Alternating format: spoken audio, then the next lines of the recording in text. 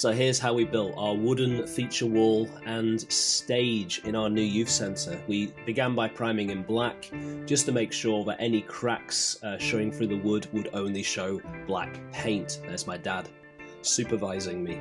We're putting up the battens here. There's my friend Elliot helping me out, and this is just to make sure that there's a bit of a gap, an air gap between the panelling and the wall, and also something solid to hold the planks onto.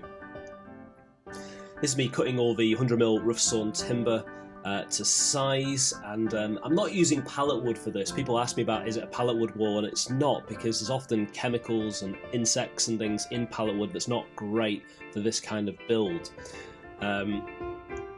It's quite important to make sure that the grains and things don't match up, so I've cut these to rest on the batten so it'll be nice and strong, but I've also mixed them all up so you don't see the same thing twice.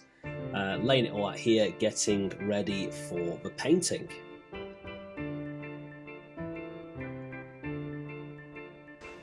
So big step, I'm about to start painting the wooden panels for the feature wall. So I'm using 3 different colours and randomising it throughout the entire paint process, but we did find out that the paint was too dark, too bold. So to give it a bit of a weathered look, we decided to sand down the top layer of paint. So the paint would still show through, but it wouldn't be quite as stark and quite as bold. This created the nice sort of antique-y, rustic-y, industrial-y kind of feel that we were going for. Big dust extractor on the back of this sander because there was so much nastiness coming off it. Here we go now, this is building the wall itself. It all goes up nice like a jigsaw because we've pre-measured everything, and you can see that the sanding has re-added a nice layer of texture. There's a little break here, it's longer than it looks on the time-lapse, but that's because I actually drilled through the knuckle of my thumb and decided to bravely wrap it up and soldier on and get it finished. So this is me getting it x-rayed. It turned out I'd gone straight through to the knuckle, fractured the knuckle a little bit, but the big deal was it went through the median nerve, which means I've got no feeling in the tip of my thumb anymore, and it doesn't bend right, so hopefully one day that will come back to something like normal. But hey, fun to score an injury. This is actually a little bit later in the build process. You see the stages in, which we'll talk about in a minute, but the main thing here is just getting the last bit of wall on behind all the plumbing, so we get ready to get the radiator back on. Because of my injury, I actually had a friend install the framework for the stage for me, and he did an absolutely terrific job leveling for us. This is a coat of Danish oil just to harmonise the colours together and just to sort of bring it to life a little bit. This has gone back a step now. We're on to doing the framework for the stage. Now, the person who did this did an amazing job at getting that framework solid and level, but the boards aren't screwed down, and that's because we needed to add a layer of dampening, particularly sound dampening, just to make it all feel a bit more solid and to stop some of the echo.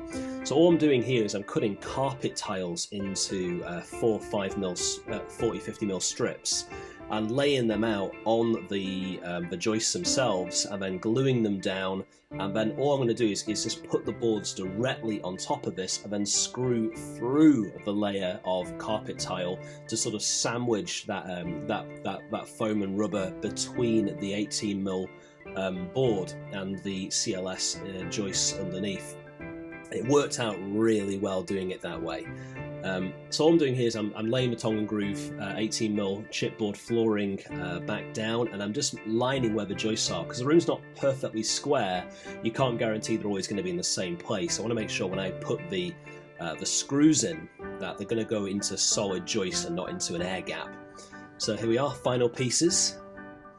And speaking of screws, I think we use something between 500 and 700 40 and 50mm screws on this entire thing. A lot of metal. In a minute, these 3 ducks are going to be sealed under this stage forever.